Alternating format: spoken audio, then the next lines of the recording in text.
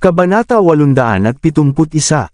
Kaya naman, tatanggapin niya ang hamon at hahayaan si Leon na subukan ito. Hanggat nakarating siya sa antas na Panginoon, hindi na siya magagawang saktan ni Harold. Sige, susubukan ko. Pagpupumilit na sabi ni Vincent sa pagitan ng kanyang mga ngipin. Gayunpaman, wala siyang malaking pag-asa rito, na masyadong kakaiba at tila hindi totoo ang pangyayaring ito, kaya hindi siya nang ahas na umasa ng labis kay Leon. Nagulat sina Snow at Cynthia nang pumayag na si Vincent. Kahit walang sinuman sa kanila ang tunay na naniniwala na kayang gawin ito ni Leon, napagpasyahan nilang walang mawawala kung susubukan, basta't hindi lamang isusugal ni Leon ang buhay ni Vincent. Mabuti naman, tungo na tayo sa silid pagsasanay. Lumitaw ang tuwa sa mukha ni Leon habang nakahinga ng maluwag. Sige, pero sandali lang, hindi pa tuluyang gumagaling ang iyong sugat. Sigurado ka bang magiging maayos ito? Kung hindi, huwag mong pilitin ang iyong sarili. Maaari naman nating ulitin ito kapag mas mabuti na ang iyong pakiramdam sa loob ng ilang araw, nag-aalinlang ang sabi ni Vincent. Hindi naman talaga siya masyadong nagnanais na sumubok, at ngayong nakikita niyang mahina pa si Leon sa silya de gulong, lalo pa siyang nawalan ng pag-asa na magtatagumpay sila. Ayos lang iyon. Hindi ko kailangang gumalaw o gumawa ng anuman sa prosesong ito. Ang kailangan ko lang ay gabayan ka mula sa gilid, kaya wala kang dapat ikabahala. Bukod pa rito, nakabawi na ako ng kaunting lakas, at kung may mangyari man, tiyak na kaya kong ayusin ang sitwasyon, sagot ni Leon nang nakangiti. Sige, wala nang nagawa si Vincent kundi sumunod kina Leon patungo sa silid pagsasanay. Ginoong Paul, may ipapakita muna ako sa inyo. Agad na naalala ni Leon ang formula upang gisingin at palakasin ang nakatagong lakas ng katawan at itinuro ito kay Vincent. Hindi alam ni Vincent kung paano ito gagawin ni Leon, ngunit nakinig pa rin siya ng mabuti at isinulat ang lahat ng itinuro nito. Pagkatapos, inilabas ni Leon ang 3 pure energy pills at iniabot kay Vincent. Ngayon, inumin mo ng sabay-sabay ang 3 ito. Ano, sabi mo noon, isa lang ang kayang inumin ng isang mandirigma. Kapag samobra, maaari itong ikapahamak o ikamatay pa. Ngayon naman ay pinapainom mo ako ng 3 ng sabay-sabay. Nagkakamali ka ba? Napaisip si Vincent kung baka pinaglalaroan lang siya ni Leon. Totoo iyon. Ngunit huwag kang mag-alala, ang formulang itinuro ko sa iyo ay sadyang ginawa upang gisingin ang iyong lakas at pigilan ang sobrang tindi ng bisa ng gamot. Gawin mo lang ang sinabi ko at tinitiyak kung walang masamang mangyayari, pagsisiguro ni Leon. Ako, nag-aalinlangan pa rin si Vincent. Kahit tiwala si Leon, hindi niya maiwasang matakot. Sa sandaling iyon, nagsisisi na siyang pumayag, at hindi niya dapat ipinahawak sa iba ang kanyang buhay. Ngunit siya ang hari ng Timog at isa sa pinakakilalang tao sa lungsod. Huli na ang lahat, ituloy na lang natin. Sa isip niya, kilala naman nila si Leon at sigurado siyang hindi ito mangangahas na saktan siya. Dahil dito, sinunod na rin ni Vincent ang utos at ininom ng sabay-sabay ang 3 gamot. Vincent, ituon mo ang iyong lakas sa iyong paghinga at isagawa ang itinuro kong formula. Huwag kang mawawala sa sarili. Paalala ni Leon. Sige, huminga ng malalim si Vincent, ibinaling ang atensyon sa sarili, at sa tulong ni Leon ay sinimulan niyang gamitin ang lihim na pamamaraan upang palakasin ang sarili habang hinihigop ang bisa ng 3 gamot. Ang lakas na nasa loob ng pure energy pills ay napakamakapal.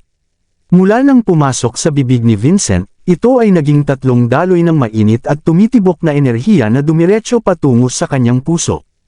Sa simula, napipigilan pa ni Vincent ang tindi nito, ngunit habang dumarami at gumagalaw sa loob ng kanyang katawan, unti-unti niyang nawala ang kontrol sa sarili niyang lakas. Biglang namawis ng malapot na pawis ang kanyang noo at namutla sa matinding kirot, ang unang palatandaan ng pagkawala sa sarili. Kumusta po kayo ngayon, Ama? Nagsimula ng mag-alala si Snow nang makita ang anyo ng kanyang ama. Ako, akmang sasagot sana si Vincent nang biglang sumabog ang lakas sa kanyang katawan at nagsuka siya ng dugo. Ama, anong nangyayari? Natatakot na ako. Nagmadaling lumapit si Snow upang tulungan ang ama ngunit tumigil din agad. Alam niyang bawal abalahin o hawakan ang sinumang nasa kalagitnaan ng pagsasanay. Ano ang nangyayari? Hindi dapat ganito ang mangyari. Namutla si Leon. Sinunod naman niya ang ginawa ni Harold at kung nagtagumpay ito, dapat ay magtagumpay din si Vincent. Ngunit hindi alam ni Leon na pinagsama muna ni Harold ang 3 gamot bago inumin. Dahil nakalimutan niya ang mahalagang hakbang na ito, naglaban-laban ang lakas ng bawat gamot sa loob ng katawan ni Vincent kaya siya nagkaganyan. Maliit man ang hakbang na iyon, napakahalaga nito sa pag-angat sa antas na Panginoon, at hindi ito naisip ni Leon. Kasalanan mo ang lahat ng ito, Leon. Paulit-ulit na naming sinabing huwag mong gawin ito, ngunit hindi ka nakinig. Kung may mangyaring masama sa aking ama hindi kita mapapatawad. Sigaw ni Snow habang tumutulo ang luha sa takot. Snow, huminahon ka. Nangako naman si Leon na pananatilihing ligtas si Vincent at tiyak na aayusin niya ito. Huwag kang mag-alala, pagsisiguro ni Cynthia. Pagkatapos ay hinarap niya si Leon at nagtanong, Leon, hindi mo ba tutulungan si Vincent? Oo, ginagawa ko na. Agad na kumilos si Leon at kumuha ng ilang karayom na pilak. Sa kabila ng matinding pagod, ginamit niya ang kanyang lakas upang itusok ang mga karayom. Ito ang tinatawag na Ghost Point, isang pamamaraan ng panggagamot na pangalawa lamang sa 6 Points of Fate. Layunin nitong pigilan at ilabas ang hindi mapigil na lakas sa katawan. Sa tulong ni Leon, napigilan ang nagngangalit na enerhiya sa loob ni Vincent at unti-unti ring kumalma ang mukha nito. Gayunpaman, namumula pa rin ang buong mukha nito na tila anumang sandali ay sasabog muli. Malinaw na kahit gaano man kabisa ang pamamaraan, may hangganan pa rin ito sa pagpigil sa tindi ng lakas ng gamot. Leon, manloloko ka ba? Nangako kang ligtas ang aking ama, ngunit nagsisinungaling ka lang pala. Puno ng luha ang mga mata ni Snow. Hinawakan niya ng mariin ang kwelyo ni Leon na tila handa na itong pumatay sa sandaling iyon. Anong nangyayari, Leon? Nagsisimula na ring matarante si Cynthia. Snow, kumalma ka at maghintay sandali, alanganin na sagot ni Leon. Ang Ghost Point ay sadyang ginawa upang pigilan at ilabas ang sobrang lakas, ngunit dahil limitado ang bisa nito, ang tanging paraan na lamang ay ilabas ang enerhiya gamit ang mga karayom upang iligtas ang buhay ni Vincent. Ngunit kung ilalabas niya ang lakas ng gamot, mawawalan na ng pag-asa si Vincent na makarating sa antas na Panginoon at mawawala ng saysay ang lahat ng kanilang pagsisikap. Sa puntong ito, kaya pa niyang iligtas si Vincent, ngunit ayaw niyang masayang ang lahat ng kanilang ginawa. Maghintay. Paano mo nasabing maghihintay pa ako gayong ganyan na ang kalagayan ng aking ama? Kapag nagtagal pa tayo, baka hindi na siya umabot. Galit na sabi ni Snow. Snow, maniwala ka sa akin. Hindi ko hahayaang may mangyaring masama sa kanya, mahinahong sagot ni Leon. Kahit hindi maganda ang kalagayan, nararamdaman niyang unti-unti ring kumakalma at tumataas ang lakas sa loob nito. Kung makapagtatagal pa ng kaunti, sigurado siyang makararating ito sa antas na Panginoon. Ngunit sa kasamaang palad, limitado ang tulong ng Ghost Point at hindi tiyak kung makakayanan pa ito ni Vincent. Maniwala sa iyo. Naniwala naman ako sa iyo kanina, pero tingnan mo kung ano ang nangyari sa aking ama. Sigaw ni Snow. Paano pa siya muling magtitiwala pagkatapos ng lahat? Akala ba niya ay mangmang siya? Samantala, nanatiling kalmado si Leon. Nag-isip siya sandali at biglang nagkaroon ng ideya. Vincent, may ituturo pa akong paraan sa iyo. Tinatawag itong Dispel Demon Method. Kung gagamitin mo ito upang higupin ang lakas ng gamot, tiyak na matutulungan ka nitong makarating sa antas na Panginoon. Paliwanag ni Leon. Ang Dispel Demon Method ay kabilang sa mga pinakamataas na uri ng pamamaraan at sadyang ginawa upang mapabilis ang paghigop ng lakas. Sa tulong nito at ng Ghost Point, sigurado siyang malalagpasan ito ni Vincent at magtatagumpay. Leon, ano ba itong ginagawa mo? Anong maitutulong ng ituturo mo ngayong nasa ganito na akong kalagayan? Siya ay kabilang na sa pinakamataas na antas ng mandirigma kaya hindi na dapat mayroong ituturo si Leon na hindi pa niya alam. Ngunit hindi iyon ang mahalaga. Ang mahalaga ay nasa bingit na siya ng panganib habang may itinuturo pa siyang bagong paraan. Ano ba ang iniisip ng lalaking ito? Leon, imposible mong matulungan ang aking ama. Wala na talagang pag-asa, kaya huwag ka nang umasa sa wala. Halos sumabog na sa galit si Snow. Kung hindi lang dahil sa maraming pagkakataong tinulungan sila ni Leon, baka sinugod na niya ito. Hindi yun totoo. Vincent, Snow, walang makapapantay sa mga pamamaraan ni Leon. Baka may himala. Ang The Spell Demon Method ay napakahalaga at tiyak na may magagawa ito. Baka tama si Leon at ito na ang kailangan natin. Cynthia, sapat na ang pagiging baliw ni Leon, bakit ka pa sama-sama sa kanya?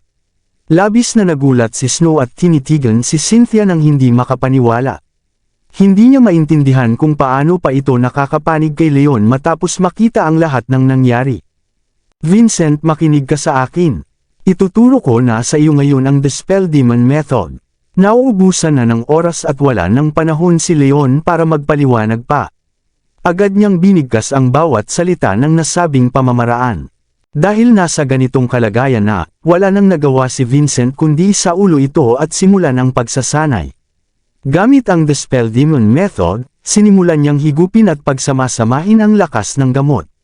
Sa tulong nito at ng kontrol ng Ghost Point, tila isang himala ang naganap.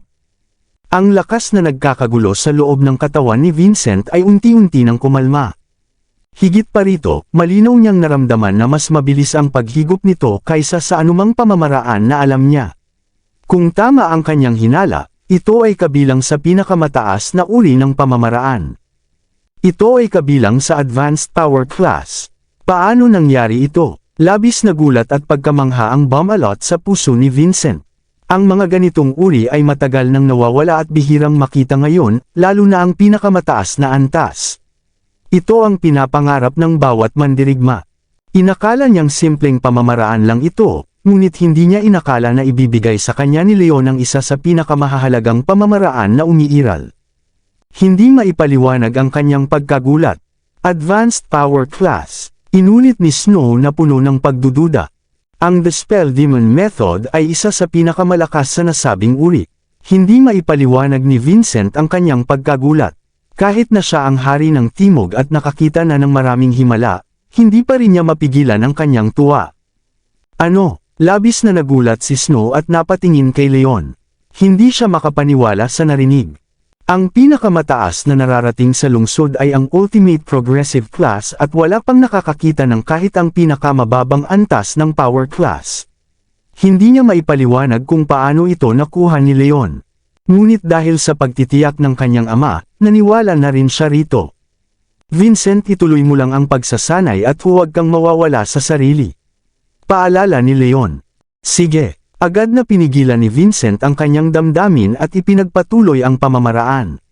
Ngunit huli na dahil sa pagbabago ng kanyang damdamin, naapektuhan ang pagsasanay at muling nagnalit ang lakas sa kanyang katawan. Hindi mabuti, nagdilim ang mukha ni Leon habang ibinubuhos ang natitira niyang lakas kay Vincent. Kahit hindi pa buo ang kanyang lakas, sa tulong ng Ghost Point ay muling nakontrol niya ang nagngangalit na enerhiya. Sa pagkakataong ito, muling ginamit ni Vincent ang The Spell Demon Method upang higupin ang lakas ng gamot. Si Leon naman ay hindi tumigil at pilit na tinitiis ang hirap. Matapos ang mahabang sandali, biglang nayanig ang buong katawan ni Vincent at isang malakas na alon ng enerhiya ang lumabas mula sa kanya, tila isang liwanag na bumabalot sa lahat ng nakasaksi rito. Maraming salamat sa lahat ng sumusubaybay. Please subscribe and follow my YouTube and Facebook channel, Filipino Novel. Maraming salamat po. Kabanata 875. Hindi ako makapaniwala na nagawa ko. Narating ko na ang antas na Panginoon. Hindi napigilan ni Vincent ang malakas na pagtawa sa tuwa. Noong una, inakala niyang masyadong nagtitiwala sa sarili si Leon, at noong nasa pinakamahigpit na sandali ng pagsasanay, inakala pa niyang sadyang sinasaktan lang siya nito. Ngunit ngayon, naintindihan na niya na nagsabi lang naman ng totoo si Leon. Matagumpay siyang natulungan nito na marating ang kanyang pangarap. Hindi maipapaliwanag ang kanyang tuwa sa wakas na natupad ang inaasam niya sa loob ng mahabang panahon. Si Leon naman ay hindi natuwa. Sa halip ay namutla ang buong mukha at namawis ng malapot na pawis na tila sinipsip ang lahat ng lakas sa kanyang katawan. Nawalan siya ng lakas at damapa sa lupa. Leon, ayos ka lang ba? Anong nangyari? Nagulat si Cynthia at agad siyang inalalayan pa balik sa silya. Ayos lang ako, pagod lang. Hinihingal na sagot ni Leon. Nang makaupo ng maayos, pilit siyang ngumiti at bumati kay Vincent. Vincent, binabati kita sa iyong tagumpay. Thud. Biglang lumuhad si Vincent. Anong ginagawa mo? Nagulat si Leon at agad siyang inalalayan. Leon, salamat. Salamat ng lubos. Hindi lang dahil tinulungan mo akong marating ang antas na ito, kundi dahil ibinigay mo pa sa akin ang napakamakapangyarihang pamamaraan na kabilang sa advanced power class. Hindi ko alam kung paano kita mababayaran sa kabutihang ipinakita mo. Napaluhan na rin si Vincent sa labis na tuwa at pasasalamat. Vincent, masyado mo akong pinupuri. Magkaibigan tayo at ang magkaibigan ay nagtutulungan sa oras ng pangangailangan. Nakangiting sagot ni Leon. Hindi yun sapat. Bilang pasasalamat, ako si Vincent Paul ay nangangakong tutulong sa iyo sa anumang oras, kahit na itaya ko pa ang aking sariling buhay. Matatag na panata ni Vincent. Ama, narating niyo po ang antas na Panginoon. Hindi ako makapaniwala. Kitang-kita ang gulat sa mukha ni Snow. Tumingin siya sa ama at pagkatapos ay kay Leon, hindi makapaniwala sa nakita ng kanyang mga mata. Ganoon din si Cynthia, dati ay hindi siya masyadong umaasa na magtatagumpay sila, ngunit ngayon ay nasa harap na niya ang katotohanan, at hindi na niya ito may kakaila pa. Sa sandaling iyon, napagtanto niyang muli niyang minaliit si Leon, at mas higit pa pala ito sa inaakala niya. Snow, napakaraming beses mong ininsulto si Leon kanina. Humingi ka na ng tawad sa kanya ngayon din. Mahigpit na utos ni Vincent sa anak. Patawad, Leon. Hindi ko sinasadyang maging masungit sa iyo. Sana ay mapatawad mo ako. Namula ang mukha ni Snow. Ayos lang iyon, Snow. Maliit na bagay lang naman iyon. Hindi ko iyon dadalhin sa isip. Nakangiting sagot ni Leon. Noong huli silang harapin ni Morgan Fields, pinalitan pa siya ni Snow sa pagtanggap ng dagok, at mula noon ay itinuturing na niya itong parang sarili niyang kapatid. Kaya hindi siya magagalit dahil lang sa maliit na bagay. Leon, nagpapagaling ka pa kaya mas mabuting magpahinga ka na. Aalis na muna kami ni Snow upang hindi ka na namin maabala. Sandali, may sasabihin sana ako sa inyong dalawa. Magpapakasal na kami ni Cynthia sa loob ng 3 araw, at umaasa akong makakapunta kayo sa aming handaan. Sinamantala ni Leon ang pagkakataon upang imbitahan sila. Talaga ba? Binabati kita. Nangangako akong dadalo ako. Nakangiting sagot ni Vincent. Magpapakasal. Biglang nawala ang ngiti sa labi ni Snow at may kakaibang kirot na bumalot sa kanyang puso. Napakarami na nilang pinagdaanan ni Leon nitong mga nakaraang buwan at maging sa harap ng kamatayan ay magkasama sila. Sa paglipas ng panahon, nahulog ang kanyang loob sa lalaki. Ngunit dahil kaibigan ito ng kanyang kapatid na si Fane, itinago niya ito at itinuring na lamang na parang kapatid. Bukod pa rito, alam naman niyang malapit si Leon sa pamilyang Shear, lalo na kay Cynthia. Kaya hindi na nakapagtataka na magsasama rin ang dalawa. Leon, Cynthia, bagay na bagay kayo sa isa't isa. Nais ko ang walang hanggang kaligayahan ninyo. Sabi ni Snow habang pilit na itinatago ang nararamdaman. Matapos noon ay umalis na sila ng kanyang ama, habang itinulak naman ni Cynthia si Leon pabalik sa silid upang magpahinga. Sa Dragon Bay Villa, pagkaalis sa mansyon ng mga Shear, umuwi si Iris na puno ng lungkot, habang sumusunod sa likuran sina Luisa at Ariel na puno ng pag-aalala. Iris, kumusta ang pakikipag-usap mo kay Leon? Pumayag ba siya? Walang pakialam na tanong ni Gilbert. Hindi. Maikling sagot ni Iris habang nilalampasan ito at dumiretso sa kanyang silid. Alam ko naman. Mabuti pa nga. Lumitaw ang tuwa sa mukha ni Gilbert at gumaan ang kanyang pakiramdam. Sa totoo lang, mas pabor siya kay Anson. Dahil sa kapakinabangan at katayuang hatid nito sa pamilya, mas gusto niyang itong mapang-asawa ng kanyang anak. Kaya labis siyang natuwa nang malaman na hindi nagtagumpay ang pagbabalikan nina Iris at Leon. Tio Gilbert, paano nyo nasabi iyan? Wasak na nga si Iris, tapos sa halip na damayan nyo pa siya ay parang lalo nyo pa siyang sinasaktan. Galit na sabi ni Luisa. Hindi naman. Sinasabi ko lang na nakakalungkot na hindi siya tinanggap ni Leon. Umubo ng pilit si Gilbert at pinigil ang kanyang ngiti, ngunit sa totoo lang ay labis siyang natutuwa sa balitang ito. Bahala kayo. Binaliwala siya ni Luisa. Pagkatapos ay sumunod na rin sila ni Ariel sa silid upang damayan ang kaibigan.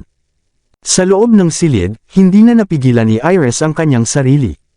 Dama pa siya sa kanyang higaan at doon ay tuluyang bumuhos ang kanyang mga luha na tila isang bumigay na dam. Madalas sa oras na mawala na sa atin ang isang bagay ay doon pa lamang natin ito tunay na pinahahalagahan. Noong kapiling pa niya si Leon, hindi niya ito pinahalagahan at pinalayas pa ito sa utos ng kanyang ama at lolo. Ngayong tuluyan na niya itong nawala, doon niya lamang napagtanto kung gaano ito kahalaga sa kanya. Parang nawalan siya ng kaluluwa at tila naglaho ang kulay ng kanyang mundo dahil sa sobrang sakit. Sa sandaling iyon, nagsisisi siya sa lahat ng maling nagawa at kawalan ng tiwala kay Leon. Kung sana ay nakinig siya. Ngunit huli na ang lahat. Huwag ka nang malungkot, Iris. Marami pang ibang lalaki sa mundo at hindi lang si Leon ang makikita mo. Kung ayaw niyang magkaayos kayo, kawalan na niya iyon. Hindi siya karapat-dapat na iyakan mo, at makakahanap ka rin ng mas mabuti at mas gwapo pa sa kanya, pagpapakalma ni Luisa. Hindi niya mapigilan ang galit sa tuwing naiisip si Leon. Dati ay malapit din siya rito, at tuwing nagdududa o nagkakamali si Iris ay laging siya ang tumataguyod kay Leon at tumutulong sa kanila, ngunit ngayong nakikita niyang labis na nasasaktan ang kaibigan, nagbago na ang kanyang tingin sa lalaki. Hindi ako pwedeng sumuko ng ganito lang. Lumitaw ang paninindigan sa mukha ni Iris habang unti-unting kumakalma at inaalala ang lahat ng kanilang pinagsamahan. Natigilan si Luisa. Kung ayaw naman niyang magkaayos at ikakasal na rin kay Cynthia sa loob ng ilang araw, ano pa ang gagawin mo, kung hindi ang sumuko? Hanggat hindi pa sila ikinakasal, may pag-asa pa. Napakaraming pagkakataon na ang nasayang ko, at hindi ko nahahayaang mawala pa ang huli. Mariing sabi ni Iris. Alam niyang kaunti na lang ang oras at ang araw ng kasal na marahil ang huling pagkakataon niya upang baguhin ang isip ni Leon. Kapag natuloy iyon, tuluyan nang mawawala ang lahat sa kanilang dalawa. Iris, sasabotahe mo ba ang kasal nila? Tila naintindihan ni Luisa ang ibig sabihin nito. Oo. Haharapin ko siya sa harap ng maraming tao at hihilingin na bigyan pa ako ng pagkakataon. Kailangan niyang pumili sa amin ni Cynthia. Tumango si Iris. Hindi siya susuko hanggat may oras pa. Kung sa pagpili sa kanila ay piliin pa rin ito si Cynthia, doon na niya tatanggapin ang pagkatalo at magpapalam na ng tuluyan. Iris, sa tingin ko ay hindi tama ang gagawin mo. Nagulat si Ariel. Hindi siya makapaniwala na si Iris na laging mapagmataas ay gagawa ng ganitong bagay para lang makuha muli ang lalaki. Wala iyon. Kung kaya naman ni Leon na sirain ang kasal ko at ni Jacob, bakit hindi ko magawa iyon sa kanila? At si Cynthia pa ang nagsinungaling sa akin noon kaya nawalan ako ng pagkakataon. Kaya ibabalik ko lang din naman sa kanya ang ginawa niya. Mahina hong paliwanag ni Iris. Magandang ideya iyan. Sinusuportahan kita. Ninakaw ka lang yan kaya nararapat lang sa kanya iyan. Sigaw ni Luisa. Sa mga napapanood niyang palabas, parang nakakaaliw tingnan ang ganitong eksena at matagal na rin niyang gustong subukan iyon. Gusto niyang tulungan si Iris na mabawi si Leon. Ngunit Iris, pag-isipan mo munang mabuti. Paano kung piliin pa rin niya si Cynthia? Sa harap pa ng maraming tao kanya tatanggihan. Kaya mo bang tiisin ang ganoong kahihiyan? Kung mangyari iyon, ikaw ang magiging katatawanan ng buong lungsod. Nag-aalalang sabi ni Ariel. Malinaw na ang ipinakitang asal ni Leon noong nasa mansyon pa sila, kaya halos wala ng pag-asa na mabago pa nito ang isip sa araw ng kasal nila. Sa tingin ni Ariel ay hindi ito magtatagumpay at sa halip ay mapapahiya lang ito sa harap ng lahat ng dadalo. Kahit maging katatawanan man ako, isinakripisyo ni Leon ang lahat para sa akin, kaya ano naman kung mapahiya ako ng kaunti para makuha lang muli ang kanyang puso. Hanggat ginawa ko ang lahat, sapat na iyon anuman ang mangyari. Ayaw ko lang pagsisihan na hindi ko man lang sinubukan. Matatag na sabi ni Iris. Alam niyang maliit na lang ang pag-asa at handa na siya sa anumang mangyayari. Sige, sana ay maging maswerte ka pa. Bum-ontong hininga na lamang si Ariel. Sa sumunod na 2 araw, abala ang pamilya Shear sa paghahanda para sa pagpapakasal nina Leon at Cynthia. Si Cynthia ay isa sa 4 na pinakamaganda sa lungsod at tagapagmana pa ng kayamanan ng pamilya. Dahil dito, ang kanilang pagpapakasal ang pinakamalaking kaganapan para sa pamilya ngayong taon, kaya nais nilang maging perpekto ito. Nagpadala ng paanyaya ang mga Shear sa lahat ng makapangyarihan sa lungsod upang maging saksi sa kanilang pagsasama. Ang balitang ito ay kumalat at naging usap-usapan sa buong lugar.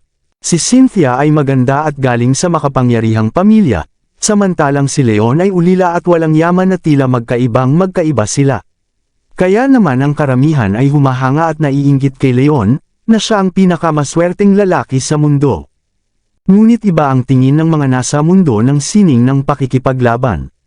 Alam nilang si Leon ang namumuno sa Synth Ion Group, magaling na manggagamot, at may angking lakas sa murang edad. Lahat ay humahanga sa kanya at naniniwalang malaki ang magiging ambag nito sa pamilya Shear at maging sa buong lungsod. Marami ang nagsasabing sa tulong ni Leon, hindi magtatagal ay sila na ang mamamayani sa lungsod. Gaya ng kasabihan, ang makapagkamit kay Leon Wolf ay makakamit ang buong mundo. Sa kabilang banda, sa tahanan ng pamilya Field, malakas na hinampos ni Walter ang mesa ng mabalitaan ito. Hayop! Hindi ako makapaniwalang naging sila rin sa huli. Paano pa tayo mabubuhay nito? Kitang-kita ang galit sa mukha ni Walter.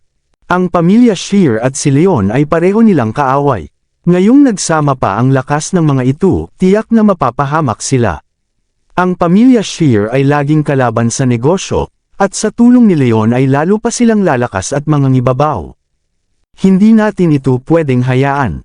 Bulong ni Walter habang pabalik-balik sa paglalakad sa silid, na nag-iisip ng paraan. Kung nais niyang pigilan ang paglakas ng mga ito, kailangan munang sirain ang pagpapakasal ni Leon at Cynthia. Ngunit alam niyang handa na ang pamilya Shear sa anumang bagay, kaya hindi magiging madali ang gagawin nito. Kalabog! Kalabog! Habang nag-iisip si Walter, narinig ang sunod-sunod na yabag ng paa at makalipas ang ilang sandali ay pumasok si Theodore sa silid. Lolo, narito po ang hari ng hilaga na si Harold Lowe at nais kayong makausap. May mahalaga daw po siyang sasabihin, sabi ni Theodore. Harold Lowe, ano naman ang kailangan niyan? Nagulat ng kaunti si Walter. Alam ng lahat na hindi magkasundo ang mga Lowe at si Leon, at sa pagdating nito ngayon, madali niyang nahulaan na humihingi ito ng tulong laban sa pagpapakasal ni Leon at Cynthia. Theodore, papasukin mo siya, utos niya. Opo, Lolo. Akmang susunod na sana si Theodore nang biglang may narinig silang halakhak mula sa labas. Hindi na kailangan pa, Walter, narito na ako. Tumatawang sabi ni Harold habang pumasok sa silid. Mahal na hari ng hilaga, maupo po kayo. Ano po ang maipaglilingkod ko sa inyo? Nalalayan siya ni Walter at pinalabas muna si Theodore. Walter, diretsahan na ako. Alam kong pareho nating kaaway si Leon Wolf. Ngayong ikakasal na siya kay Cynthia Shear, kailangan nating pigilan ito. Kapag naging manugang siya ng pamilya Shear, lalo na natin siyang mahihirapang alisin sa hinaharap. Seryosong sabi ni Harold habang kumikislap ang panganib sa kanyang mga mata. Alam ko yan at wala ring ibang nagnanais na matuloy ito kundi ako. Ngunit hindi madaling kalaban si Leon. Bukod sa pamilya Shear, nasa likuran pa niya ang hari ng Timog at pamilya Wick. Natatakot ako na baka hindi natin ito kayanin kung tayong dalawa lang Mr. Lowe. Bumantong hininga si Walter. Sinubukan na niyang ipapatay si Leon noon, ngunit nabigo siya at lalo patuloy silang napahamak ng maghiganti ang hari ng Timog. Mula noon ay hindi na siya nang ahas na saktan si Leon hanggat hindi siya sigurado sa tagumpay. Huwag kayong mag-alala, Mr. Fields. Mayroon na akong perpektong plano. Nais ko ring isama ang pamilya Young at pamilya Collins. Kung tayong apat ang magkakaisa, hindi lang natin masisira ang kanilang pagpapakasal, kundi mapupuksa na rin natin ng tuluyan si Leon at mawawasak pati ang pamilya Shear. Nakangising sabi ni Harold. Ang pakay niya sa pagpunta rito ay upang anyayahan si Walter na sumali sa alyansa laban kina Leon at pamilya Shear. Mas mainam pa nga kung sa prosesong ito ay mapapatay nila si Leon at tuluyang matalo ang pamilya Shear. Magandang ideya iyan, ngunit sigurado ba kayong sasama ang pamilya Young at pamilya Collins? Naaalala pa rin ni Walter ang mga nangyari kaya nag-aalinlangan pa rin siya sa mungkahi ni Harold. Huwag kayong mag-alala sa pamilya Young. Nakausap ko na sila at pumayag na sila. Ang tanging hinihintay na lang natin ay ang pamilya Collins. Ang paglakas ni Leon ay malaking banta sa lahat ng makapangyarihang pamilya sa lungsod at sigurado akong hindi nila hahayaang mangyari iyon. Makukumbansi rin natin sila. Kabanata 880, buong pagtitiwala ang nasa boses ni Harold habang sinasabi ito. Sige, puntahan na natin ang pamilya Collins. Sabi ni Walter sabay hampas sa mesa bilang pagsang-ayon sa alyansa. Sa kabilang banda, sa mansyon ng mga Shear, punong-puno ng mga palamuti at ilaw ang buong paligid bilang paghahanda sa masayang okasyon. May malawak na bakuran sa harap na kayang maglaman ng libu-libong tao. Sa gitna nito ay nagtayo ng marangyang entablado para sa kanila. Napapaligiran ito ng mga asul na palamuti na tila langit sa gabi, mga lobo, at paminsan-minsan ay bumabagsak ang mga talulot ng rosas na parang mga bituin sa kalawakan kahit sa ilalim ng araw. Nakalatag ang pulang alpombra sa gitna na napapaligiran ng mga magagandang bulaklak na tila walang katapusan ang ganda. Marangya at detalyado ang bawat palamuti, kaya hindi maiwasang huminto at humanga ang sinumang makakakita rito. Ang daraanan ay humahantong sa hagdan patungo sa entablado na napapaligiran ng mga bukal na nagpapidama ng higit pang mahika sa buong paligid. Ang ganitong anyo ay ibang-iba sa nakasanayan ng lahat. Ang pagiging bukas nito ay nagbibigay ng pagkakataon sa mga bisita na damhin ang ganda ng kalikasan. Ang masusing paghahanda, kasabay ng musika at disenyo mula sa mga kilalang taga-disenyo, ay nagpapakita ng yaman at karangyaan ng dalawang ikakasal. Sa silid sa likuran naman, abala ang mga taga-ayos. Dahil sa kahalagahan ng araw na ito, gumastos ng malaki ang pamilya Shear upang kumuha ng mga pinakamahuhusay na taga-ayos mula sa iba't ibang panig ng bansa. Sa sandaling ito, inihahanda na nila si Cynthia. Makalipas ang ilang sandali, nakahanda na ang lahat. Nang lumabas si Cynthia suot ang kanyang kasuotan at ayos, lahat ng naroon ay namangha sa kanyang ganda. Walang salitang makapaglalarawan sa kanyang anyo. Ang kanyang mukha at makinis na balat ay lalong umangat sa ayos. Ang kanyang mga mata ay tila kumikislap habang tumitingin sa paligid. Nakasuot siya ng maikling damit na kulay rosas na lalong nagpapatingkad sa kanyang kulay at hugis ng katawan. Tila nagniningning siya mula sa loob at ang damit ay sadyang bagay na bagay sa kanya. Ang kanyang mga binti ay nababalot din ng maayos na lalong nagpapaganda sa kanya. Napakaganda, napakaganda mo talaga, Cynthia. Lubos na humanga si Leon. Siya ay isa sa 4 na pinakamaganda sa lungsod, at ngayon ay lalo pa siyang naging perpekto sa tulong ng mga taga-ayos. Salamat, ikaw rin naman ay napakagwapo.